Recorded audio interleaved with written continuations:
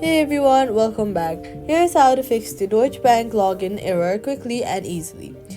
First, make sure your login ID and password are correct. Then, check for typing mistakes. If you've forgotten your password, tap the forgot password step. Follow these steps to create a new one. Make sure your internet connection is stable. Next, head over to your app store. Search for the Deutsche Bank app and update the app. Updating your app ensures you have all the latest files and bug fixes, so update it. After that, close the app completely. Swipe up from the bottom of the screen, look for the Deutsche Bank app and swipe it away. Then wait for a few while and then reopen it.